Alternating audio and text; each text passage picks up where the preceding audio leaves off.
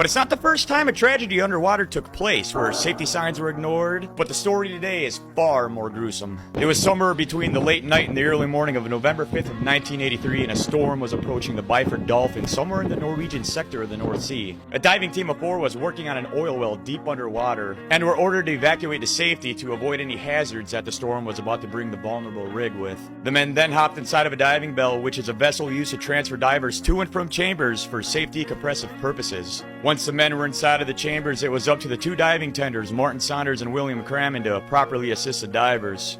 Now, a series of important steps were given to these 2 men to lower the atmospheric pressure from 9 to 1 to avoid any decompressive sickness or worse, and that task was given to these 2 men. Once the pressure was lowered from 9 to 1 atmospheres, you could then safely open the clamp to the diving bell in order to separate the bell from the rest of the system. The first 2 steps went normal, but for unknown reasons, Crammond jumped straight to the last step and opened up the clamp.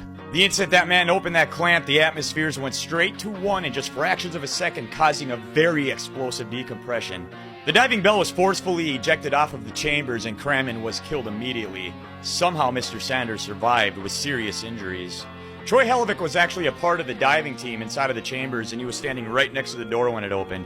And it only opened up a little bit, but the force was so great and so fast, he ended up getting sucked right through that door. Now, just like the Titan crew, it's unlikely he felt any sort of pain, but his death was far, far more gruesome. Every one of his internal organs, except for a small portion of his intestines and his trachea, were violently expelled from his body, and they found parts of him on the ceiling 30 feet high. All 4 divers perished in the accident, even finding one of the divers' spines 10 meters away from where he exploded. The immediate decompression even caused the blood to boil.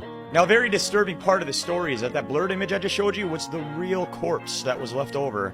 You can easily find with a simple Google search. But I am not going to show you that here, and I'm not responsible for what you find on Google. Just like the Titan, the Byford Dolphin was lacking in their own safety protocols. They were not equipped with the fail-safe hatches, outdoor pressure gauges, and an interlocking system that was obviously required to prevent the accident. The investigation into the incident eventually led to a lawsuit in 2008.